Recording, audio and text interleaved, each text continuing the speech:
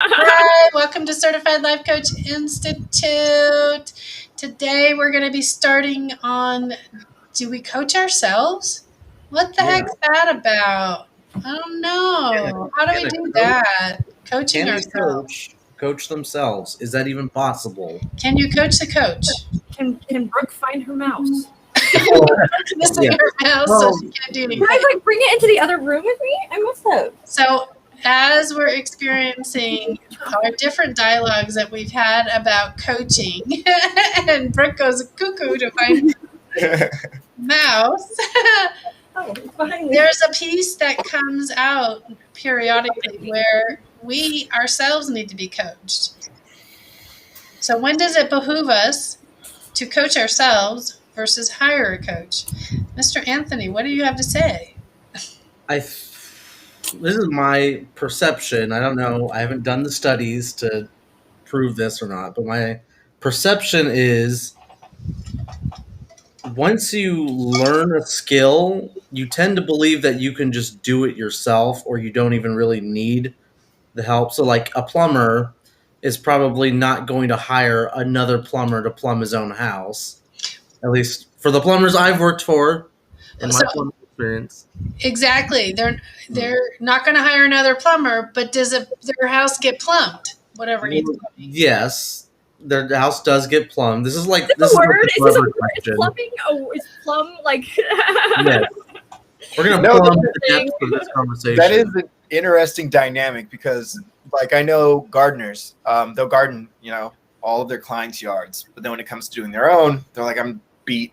I cannot. Yeah, no, amen. I know that feeling. Yeah. Boy, do I know that feeling. My stepdad was a mechanic. Our cars were the last thing that he worked on. So Well, maybe you just tend to neglect that when that's your profession. You sort of put that on the back burner. Maybe as coaches too. Dun, They dun, put that dun. on the back burner. Also, if you're watching, put that in the comments. Do you coach yourself? Yes or no? So- Kendra Battle. Yeah, so that's. I mean, this is a. Can we effectively coach ourselves? How about that for a question? I think we should try and get some clarity on what that means, coaching yourself. Does that mean you're sitting down with yourself for an hour and going through a session? Or does that mean there's just like small instances in your life where you use maybe something that you learned, going through one of our classes, maybe a tool, and utilizing that tool to kind of help you get through a situation that you're kind of dealing with in life? Well, I think that it's important to. It's like a self check-in, right? It's we can do that, but the one thing that we can't always do is recognize our blocks. Like recognize our. That's really where that having a coach comes in, because while they are mirroring your perspective, they are also in essence giving you another perspective through questioning, of course, but opening that up. And I don't know that we're 100% capable of doing that I'm sure we can. I'm sure there is a way, absolutely, but I think it maybe is more effective with the assistance of a coach. I don't know. If we are being like lawyers, if I was to be like a lawyer, I would say no, you can't coach yourself because of, if we follow the ICF definition of coaching, which I'm looking at right now, it's partnering with the client in thought-provoking and creative process that inspires them to maximize their personal and professional potential. So it insinuates that there is another person. It's a two-person partnership or more. Can you be your own client? If I pay myself, does that mean I'm the client? What if I have a dissociative identity disorder and there's multiple of me? I was thinking that. The idea, you can only take yourself so far, right? Because you're going to identify the questions, and to some extent, yes, it can work to a point, and then the deeper evolution of the gathering of information is what's going to be missing. So like you were saying, that reflective space where we, the coach, are gathering that reflective information can provide a better space for clarity. I mean, this doesn't have to be a whole you have to have a coach. Like, I mean, it doesn't have to turn into that. Because I think there are a lot of really beneficial tools that coaches can use, that you can use, like SWOT, like SMART, like the SWOT, analysis, SMART, like doing a life wheel for yourself. Like you should test out your own tools at a minimum to see if they're effective, right? I would say. But a tool is not coaching, though, is it? Like, we're talking about the skill of coaching someone. Well, are we? What are we talking about? Yeah, that's what I'm trying to gain clarity on. So yeah. Is this a rigid definition? Like, what are we? Well, I guess that's my question. Are the tools that we use, is that coaching, or is that just, if we took away the tools, we could still coach, right?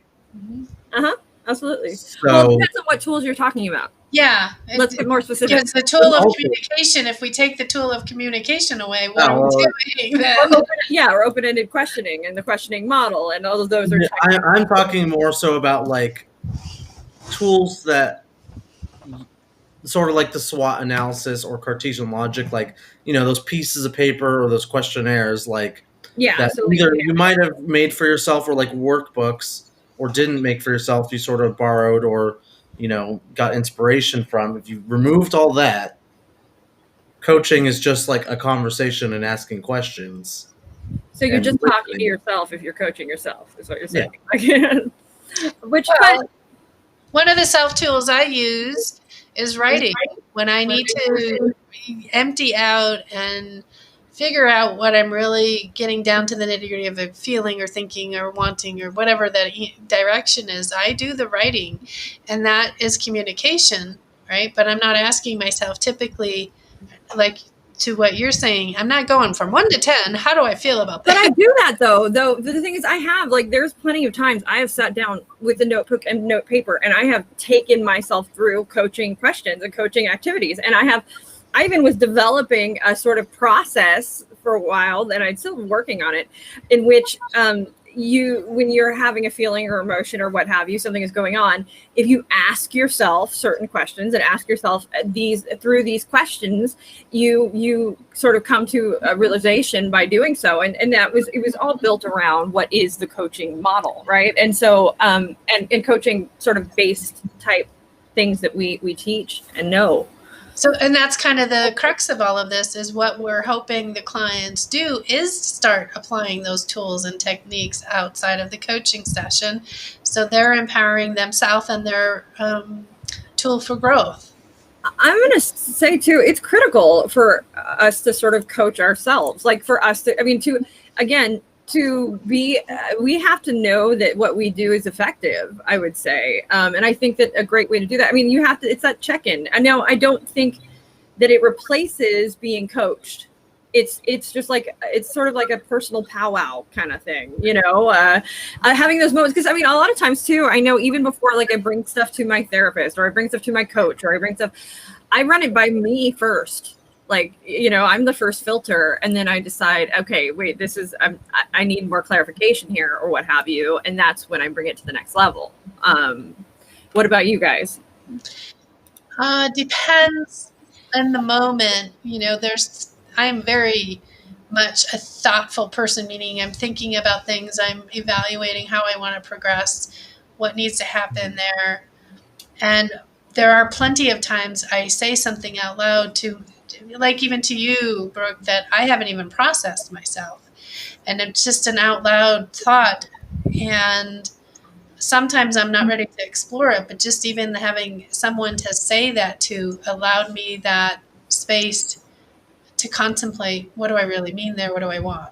Well, that's the big thing. Like, I know with some being somebody who went through trauma, like sometimes in order to process that, it's like you just have to tell another human being, like, and it can't, like, just not telling someone, like writing it down isn't enough. It's the act of like communing almost with another person that is kind of critical. And I don't think you can replace that and just be yourself, do it yourself. Plus, okay, we don't advise, right? We don't have opinions as coaches. We ask questions, but just by virtue of like having to air your inner thoughts with somebody else makes you more aware of your thought process, I think, than if you're doing it by yourself, you can co-sign your own BS all day, right?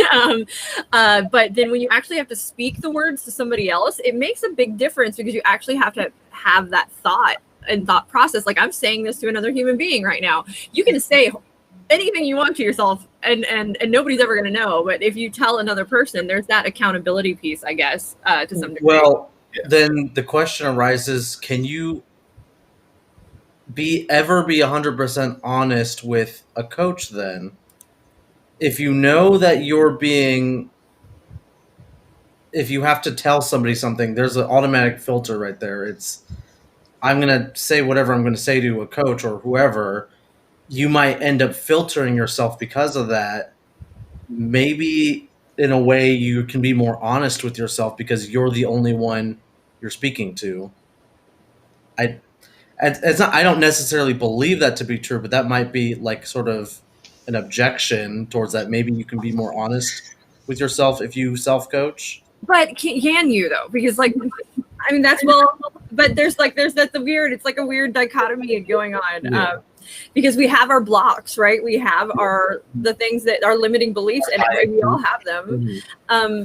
And so are we willing to face them? But we still have to decide to face them when we're with a coach too. Like, the coach isn't gonna force that. Like, it's still us in control. So that's the weird kind of, this weird space to be in, right? But even being able to test the waters with our coach, if we're not quite sure if we want to share everything with that, testing the waters can happen. And as we experiment with that water testing, I might, as a client, get more comfortable and get down to the nitty-gritty of whatever it is I'm trying to say. And that's why we, the coaches, when we're in the coach position, want to just stay in that neutral place. Now, mind you, we're not doing harm to self, harm to others. We're not having that conversation. That's not what we're talking about right here. So, like, in the bell curve normal conversation, sure, why not? Coach yourself and then get another coach to get a deeper dive. What does that mean, a deeper dive? How would you coach yourself to a deeper dive if you're co-signing on your BS?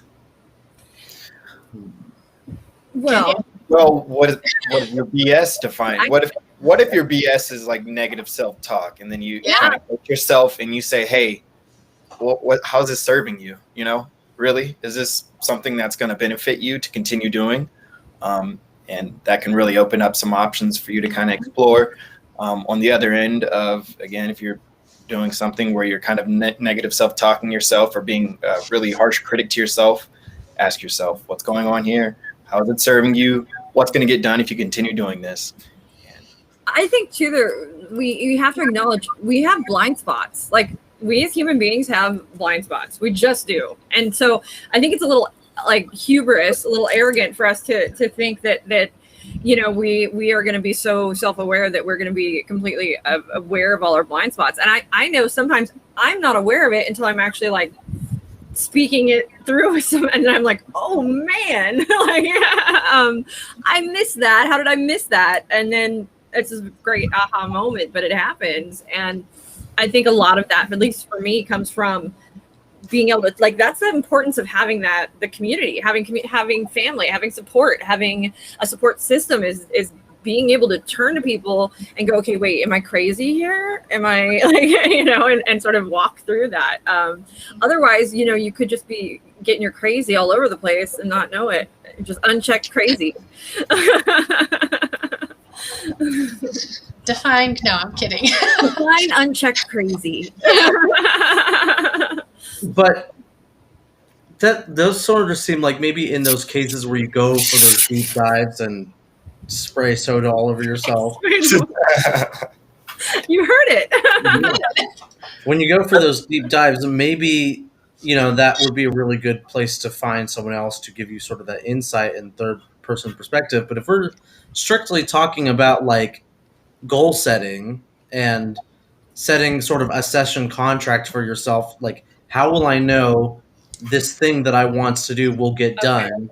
That seems like you could like very easily coach yourself. Yeah, yes and no though, because like I will tell you this, like I can set goals for myself all day, and That's like the first thing to go out the window. Like but the moment somebody else is, I have said it, I would get it done for somebody, like to somebody else. The moment somebody else is expecting me to get it done, the moment somebody else is relying on me, or even just that I have verbalized that it will happen, that's when it becomes real and it's got to happen. Like, if it's just me talking to myself, I can just throw all the things I'm going to do out the window. Like, it doesn't matter.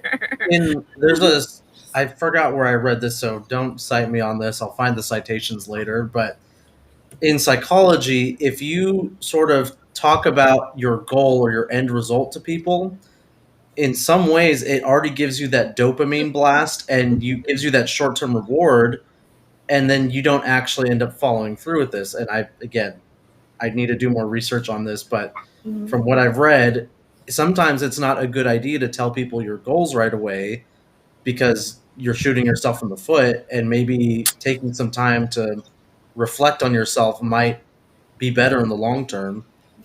But then there's an argument to be said for faking it till you make it too. Like, right? I mean, but yes, also, I mean, the goal setting is in itself tricky business. As we have, I mean, we've explored in January with the $100 bill, pin it to the with a lighter. Burning your money, destroying government property. But it's. There is something there with that, like getting the reward before, and then what happens? We've all had that moment. Like, you guys have had that moment, haven't you? Where you said you were going to do something, you told us about it, and then 2 weeks go by, and nothing's moved forward, and you start to have that, like, oh crap! Like, absolutely, that has been the case for me, and I realized, just don't tell anybody anything. Just do the thing, and tell people after you've done it that you've already done whatever it is you're going to do. Because if I tell people, then for some reason that just inhibits me from actually accomplishing my goal. So just don't tell anybody anything. That's my motto. Yeah. I agree with it. I forget where I've seen it, but I've seen somewhere online. It was pretty much, I guess, kind of like a suggestion list of what to do to prepare for an interview. And one of those was not to tell anyone about your interview, because once you tell someone about your interview, then you've got all these extra expectations that kind of come along with it, and it can put you in a space of just kind of, I guess, anxiety, as opposed to you sitting with it with yourself and actually, not having to consider other people's opinions and the outcome, the potential outcome. Maybe you're not going to get the job. You just told someone and you didn't get it. So now it brings added anxiety to your situation. So again, I forget where that was, but I seen that a little while ago. Yeah, me and Jerome are awfully pessimistic today. Yeah, well, let's say hi. We're going to say hi to Ruben. Hi, Ruben. Hi. It's good to see you. Well, considering all options, I feel like for some people it works, for others it doesn't. So, oh, go ahead, Lisa. Well, in one moment it could work in this situation. In another situation, it might be something we do differently. So again, none of this is ever going to be a cookie cutter, because we are human, and that's where it makes an amazing place to either work with humans or ourselves, because we're human. And the humanness, what could potentially blossom from that? I don't know. Well, the other thing too is I get that it's sort of the reason that we would self-coach maybe is because we don't want to be confronted with all the reasons we go to a coach, right? Like, well, no, like, I mean, but that can be both good and bad. Like we may self-coach because we don't want to get everybody's opinion, because that's what's going to happen, is we're going to get a whole bunch of advice the more people we tell, right? So we'll just sort of coach, but a coach isn't going to do that. So a coach is not a trained coach. Anyway. Yeah, not an ICF accredited coach. Yeah. Yeah.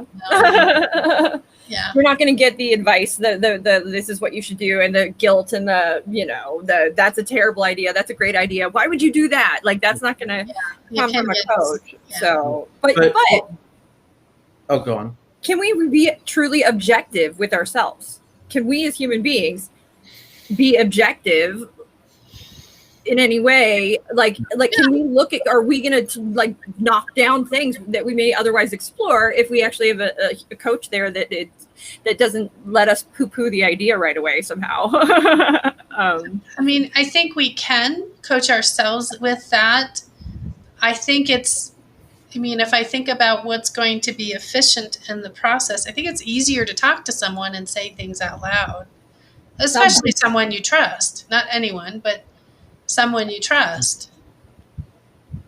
The coaching, we're talking about someone that is a coach. If I were talking to my coach, I would have expectations of that coach to not tell me their advice, to not give me their opinions, but allow me that sounding board space.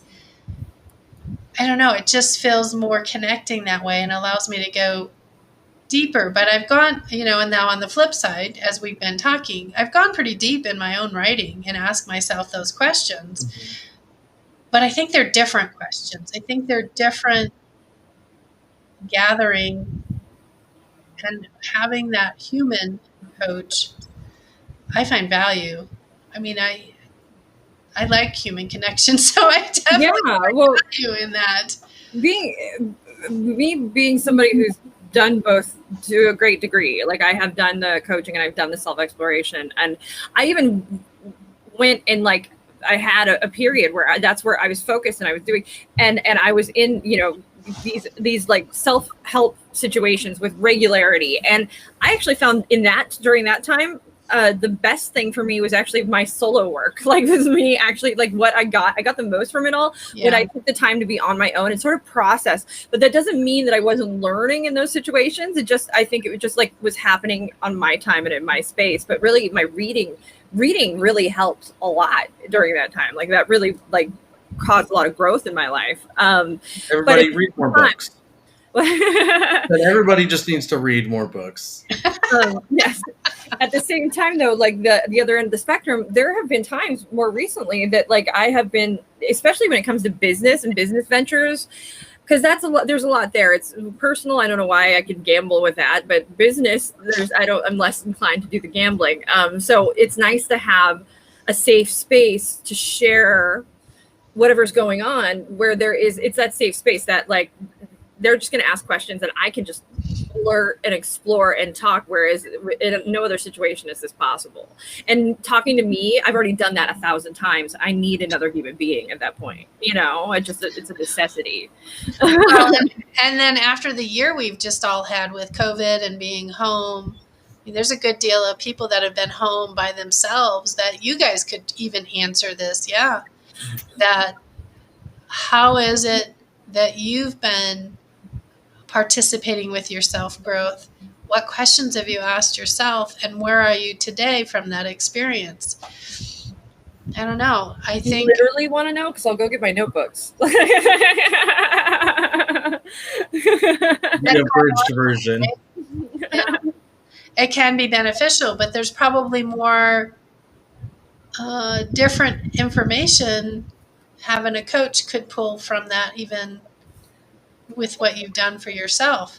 So there's no wrong, obviously. There's no wrong answer here. It's not about right or wrong. It's what's going to be most effective in a given moment to help through it. I've got a practical reason why maybe a coach would want to self-coach, though. What? Cost, yeah. If I'm a new coach starting out, let's just say, coach, you're gonna you find another coach. Well, hold on.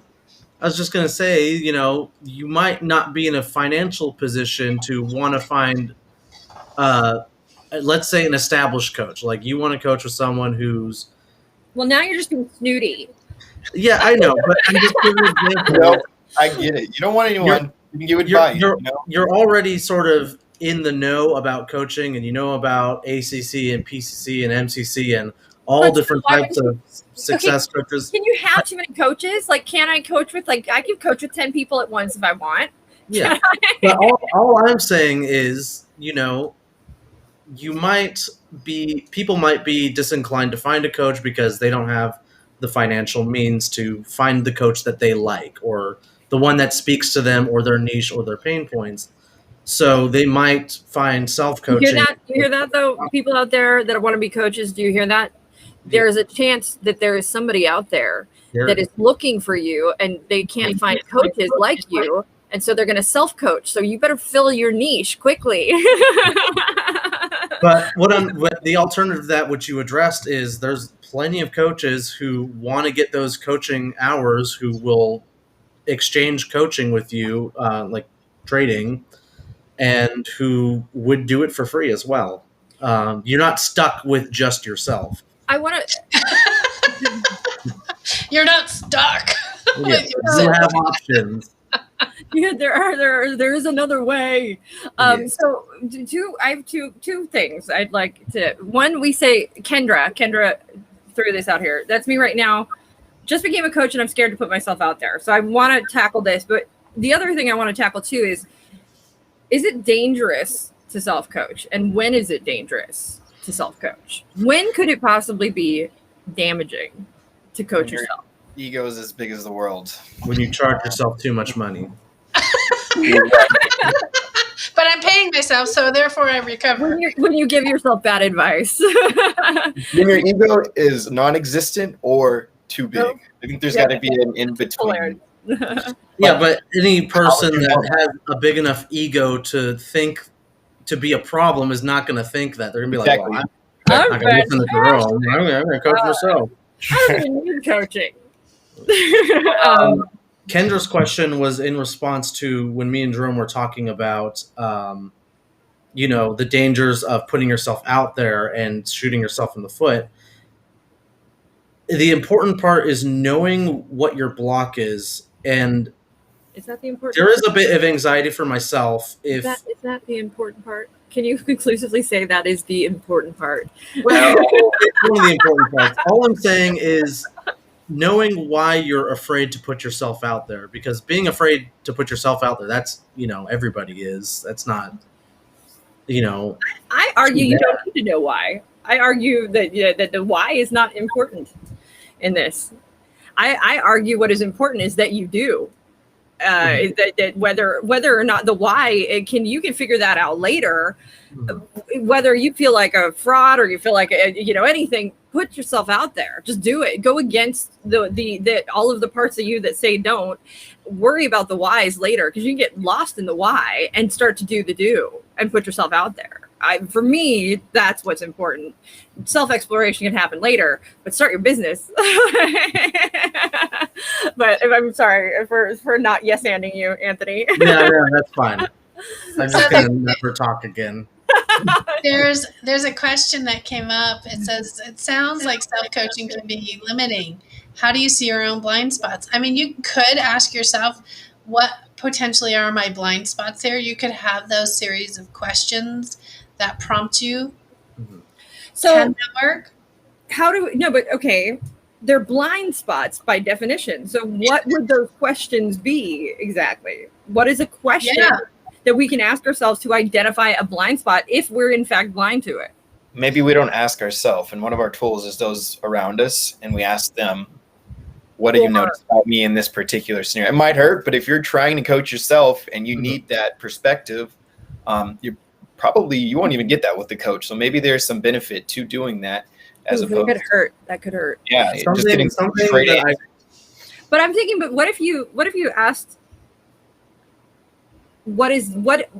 tried to really genuinely put yourself in somebody else's shoes? I know you can't fully do that, but if you took a moment to try, to put the genuine effort in to do that, what questions could there be to do that? Because I think that might reveal a blind spot, right? If you're in this particular situation.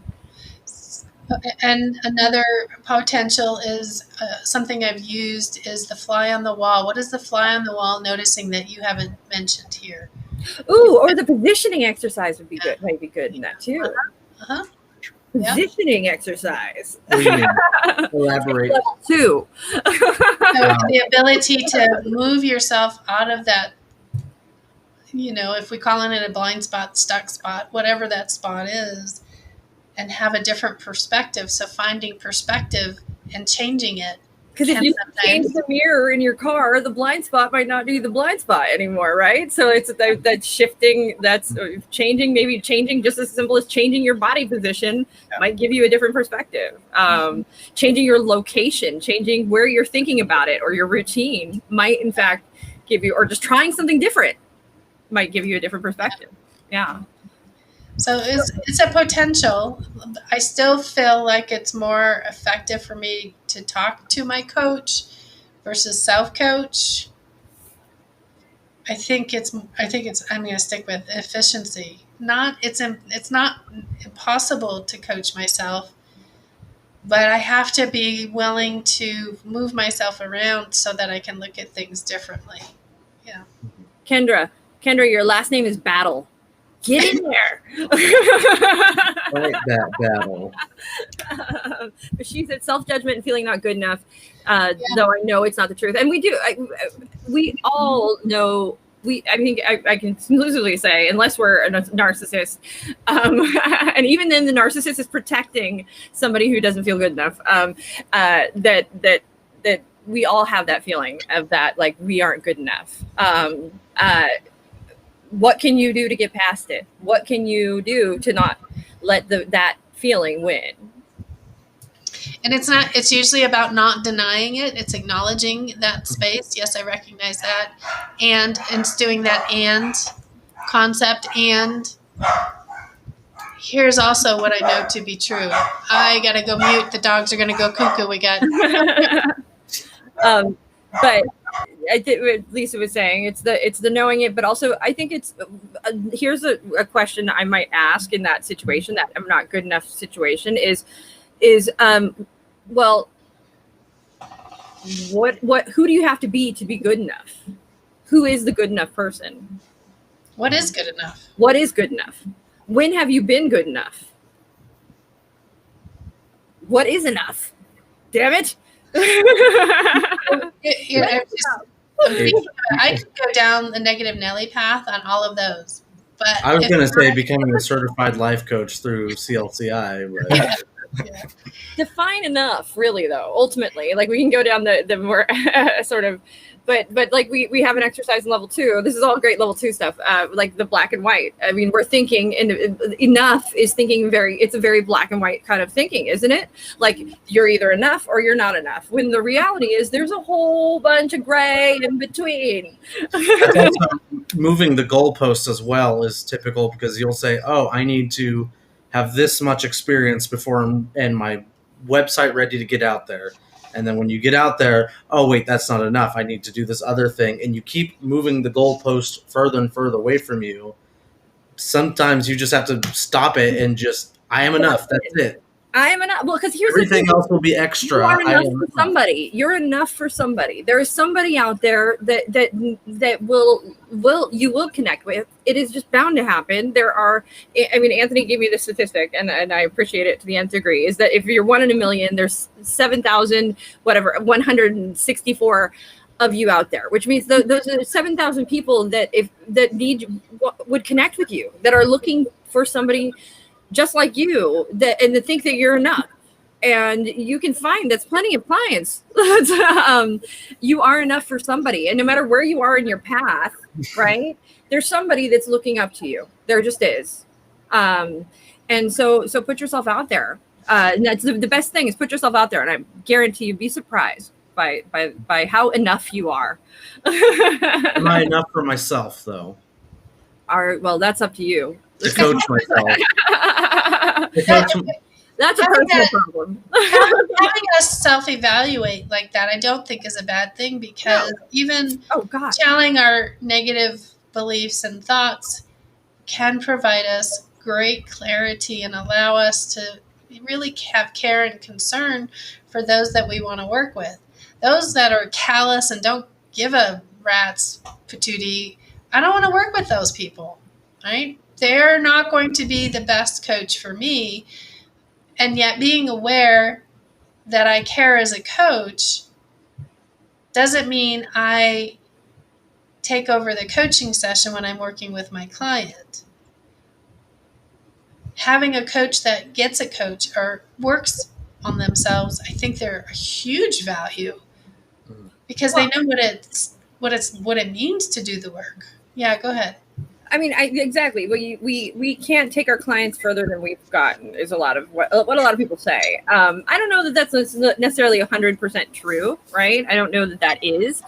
But what I do know to be true is that, like you were saying, the self-awareness key. If we aren't self-aware, if we aren't able to self-assess, if we aren't able to take a moment and go, this is how I am, this is who I am, this is how coaching, it wouldn't work, because it's entirely self-based at the end of the day, right? Is ultimately coaching is a self process, is it not? It's guided by us. It is. And much of the work comes on our own time when we are not with our coach. And that is that self-awareness piece. And I think without that, we're lost. Like there's no learning, there's no evolving, there's no growth if you can't check in and go, okay, I am this way. I'd like to be this way. I have to do this in order for that to happen. Right? That is just, I mean, that's the part of the process, is it not? Mm-hmm. Yeah. I'm done now. Soapbox. Well, it got me thinking, how do you, if you're self-coaching, isn't the assessment of progress made by yourself anyways? So if I know that I've reached my goal, whatever that goal is, and I feel satisfied by it, isn't that good enough to self-coach? The fact that I'm satisfied by whatever progress I made? Well, yeah, but I think that that's not the clue who our coaches are looking for. Our clients aren't the folks that are satisfied with the project or the progress they've made up to this point. Our clients are typically folks who have gotten to a point and they feel like they plateaued, or they feel stuck, or they feel like they haven't been able to figure it out on their own, and now they're looking for the assist, and that's where a coach comes in, right? I'm talking about a coach only coaching themselves. So if they've gotten to that point, like the client, where they felt like they plateaued and they say to themselves, I'm going to start self-coaching, I'm going to see what this is all about. If they feel that they've made some sort of progress, isn't that good enough? That's up to them. Yeah, at that point. So it might be, if they come to that conclusion, yep, this is good enough, then that's perfectly fine. If they came to the conclusion, I need to have more growth. I mean, any answer, insert any answer, you can be done with that. But when they go down the path of really the exploration of that answer, they're going to find out what the truth is. Or could it be a blind spot that they find? I mean, there's a lot of different words. I was going to say that might put you in a weird position, because we talked about this a few weeks, how like coaches don't say good job, and they don't give their approval of the outcome or disapproval of the outcome. But if you're coaching yourself, you're the client and the coach, and you are simultaneously not supposed to give your approval of whatever happened, and somehow evaluate. You cannot be objective to yourself. Like, Yeah, you cannot not be like, because as a coach, we might be having judgments. Like, we might in our heads, don't tell our clients this. We might be thinking the things we're supposed to be blank slating. We're human and we have flaws, right? Yeah. So, but we as coaches we are allowed to not speak those out loud. We're not supposed to. We keep those quiet. We quiet them. We put them away. We shelve them. We do what we need. But if it's me coaching myself, that because I'm going to hear it. I'm going to I can't deny that. And that's where that like negative self-talk, those blocks, those blind spots, that's what those are ultimately. And you can't shut those off entirely. Right. I mean, at least I have never successfully, they always creep in somehow, but you learn how to quiet them a bit, but you still hear them. And I think that the coach gives you this generally truly neutral space. Right. Is my thought. Jerome, you're quiet. No, that's a good thought. Really.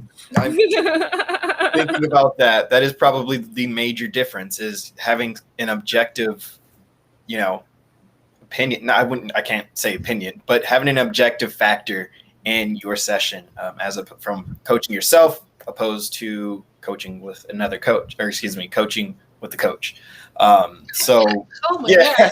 What? I will say, so go ahead, keep talking, Jerome. Go. So that's the main factor. I think probably the biggest factor, that if you're yes, you can coach yourself. I think you can coach yourself pretty well at certain times. But when you do need that objective factor and whatever portion of your life that you're moving through, that's when I think a coach cannot be replaced. Yeah.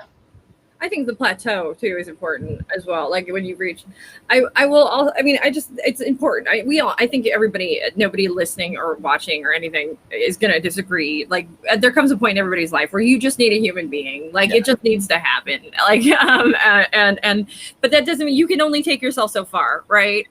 What do they say? If you want to go somewhere fast, go alone. If you want to go far, go with others. So, I mean, it's which is a cliche, but at the same time, it makes sense. Like we'll get you further. You'll go further if you have another human being there. So. I think that applies here too. It really does. You can coach yourself through short-term experiences, but if you really want to get through the nitty-gritty of long-term, I guess whatever success to you in a client session or a coaching session would be, that's when, again, I think having a coach would be probably more beneficial in the long term. So long term versus short term.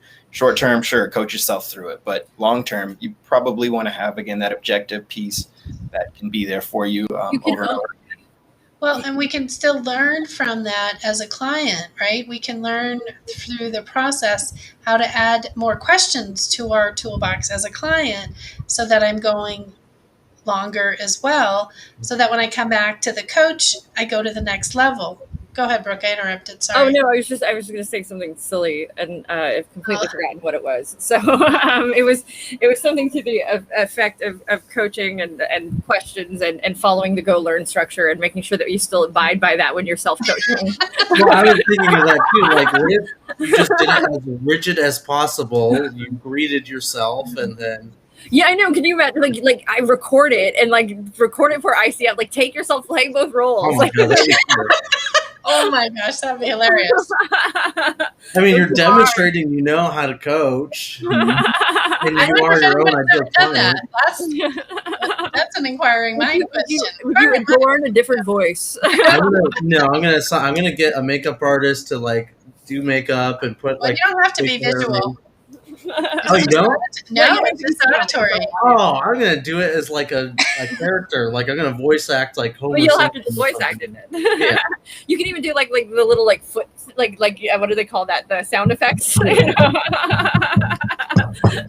Hello. All this is around, can we self-coach ourselves? We've gone down a craziness path. Yeah, if you've got multiple personalities, you can coach those other personalities, right? But they won't remember it though because they don't acknowledge one another. Well, that's fine.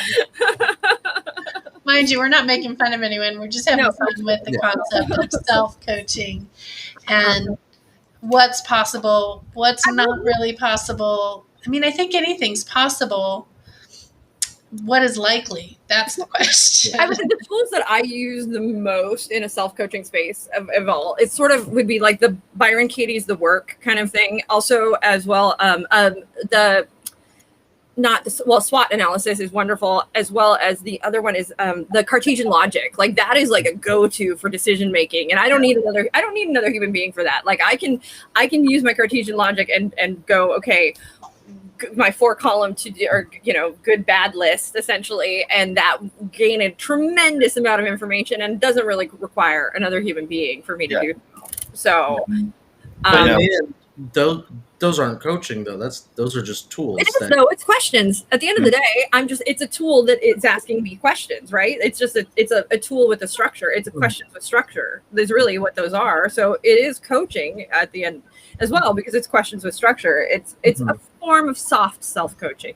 We'll call it soft self-coaching. Soft coaching. Yes, no hardcore coaching here. Yeah. Don't ask me any hard questions. Don't ask me any hard questions. I'm not in the mood for it today. Can you take yourself deeper? How deep can you go with yourself? Okay, this is going. You gotta back off. Don't poke the bear. I'm a 12-year-old boy right now. Okay? I'm not going to go further down this line of logic. I've been teaching all day. I can go down this silly. Yeah, we're all tired. We're very tired today. Yeah, we are.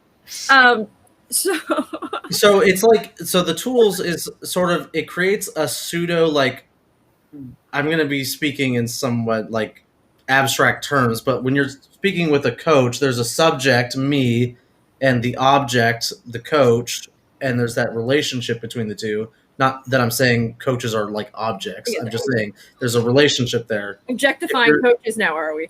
Yeah, that'll be our next topic.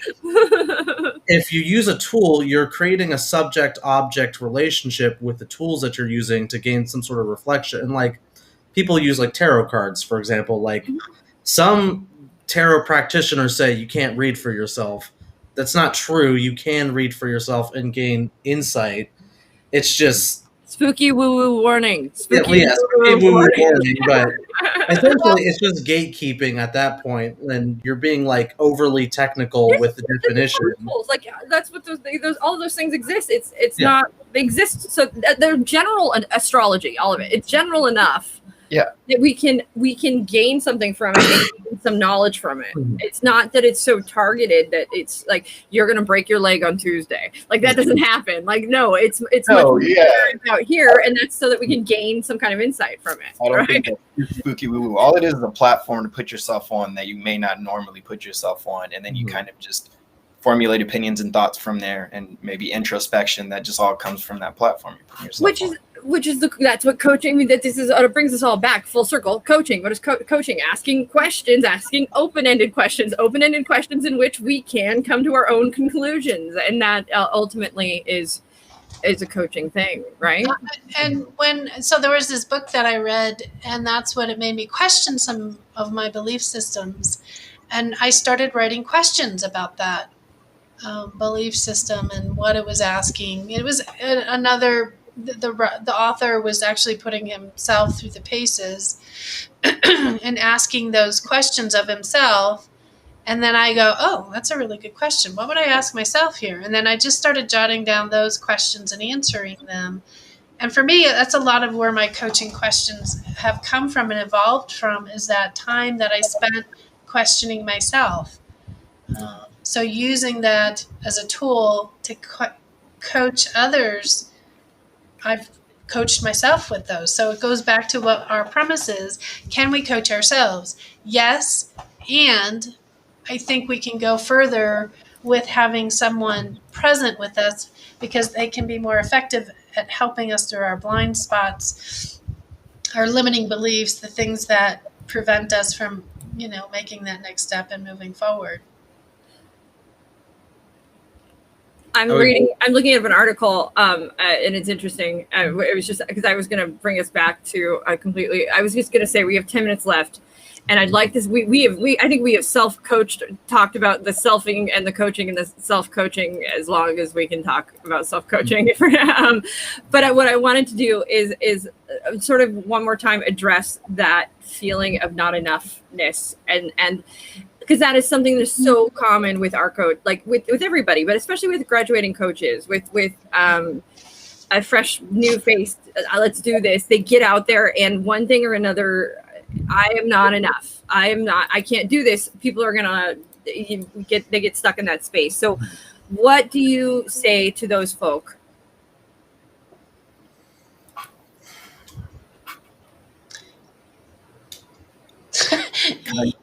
From one of the things I have said as I'm taking in what you are asking, we're not any of us are born under a turnip truck yesterday, right? We've gone through life, we've experienced things. Now, where I'm coming from is that wisdom, that inner wisdom and inner knowing.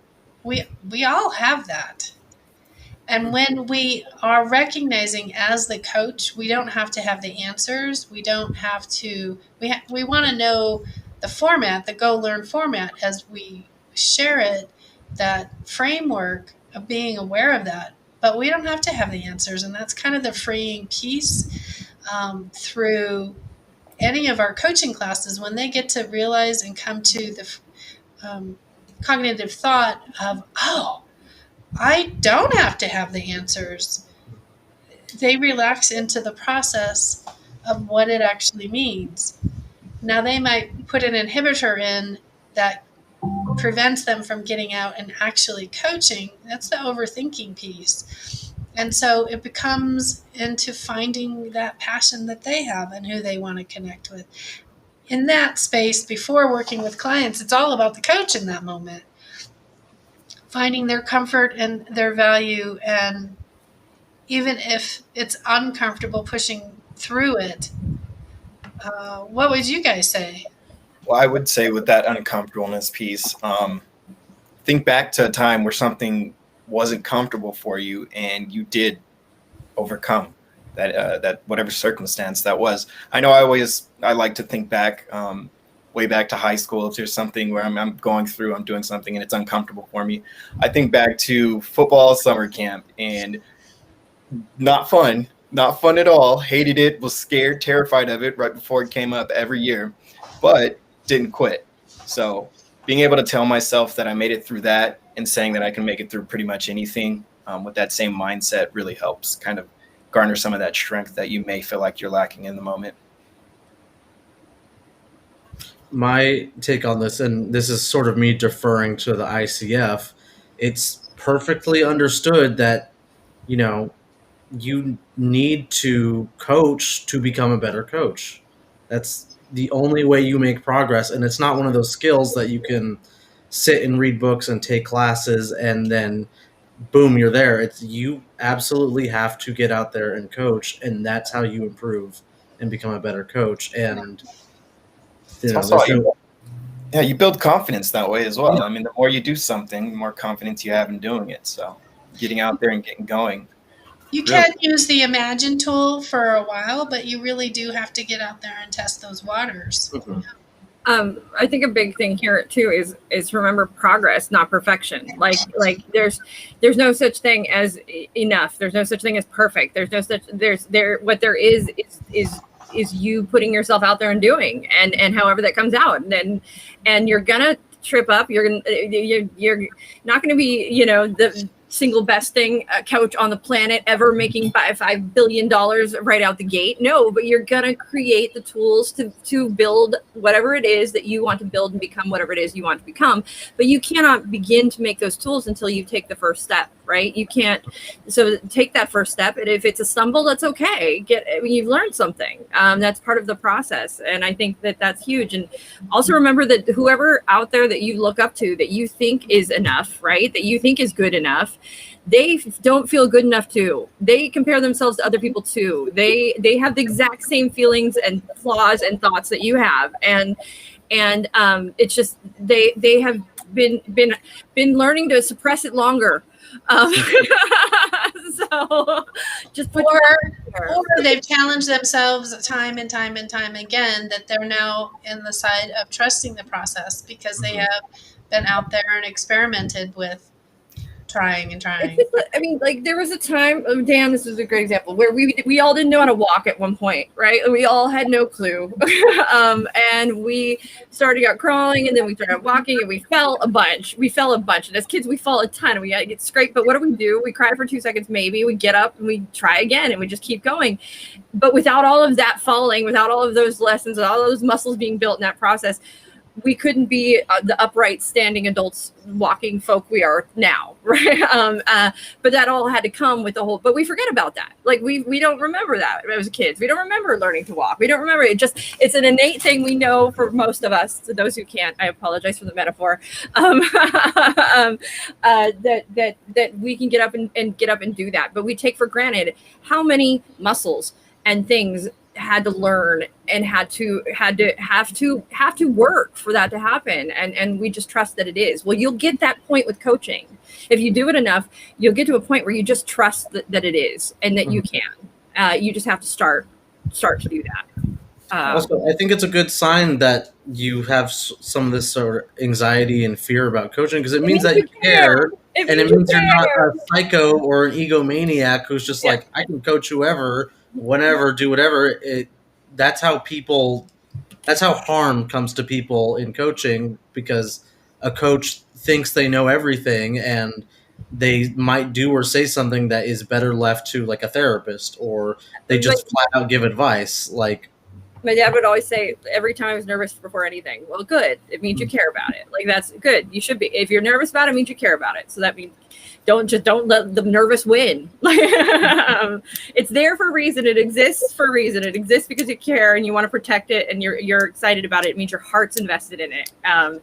But don't let the fear win. You set it aside. You acknowledge it. It's there. It's there for a reason. It's important. And it's, what is it telling me? Now let's move forward and take the first step, right? Yep. All right, that's it. We're out of time. You guys sign off. I'm done. Bye. All right, everybody. This is Certified Life Coach Institute. We just got done talking about, can you self-coach? My answer is yes, with some ands and some buts. But it can be done. Ands and buts to self-coaching. Okay, fantastic. Thank you guys so much for watching. Stay tuned. We're going to be here next week, Tuesday at 4 Pacific Standard.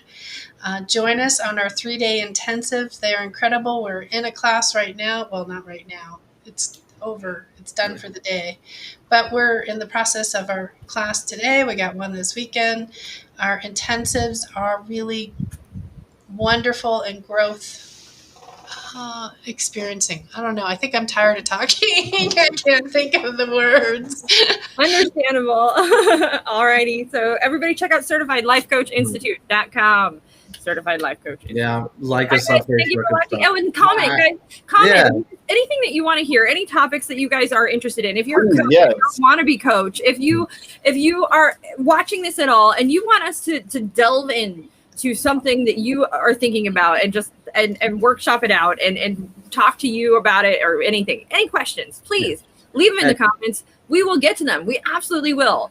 If you want to be a guest, ideas. No, just kidding. Yeah. If you want to be a guest, if you want to sponsor us, go ahead. We'll take whatever. Thank you, Kendra. And Kendra, you are enough. You're enough. You're enough. You're enough. You are enough. More than. And in fact, not only are you enough, you're needed. So, all right. Everybody go forth and self-coach with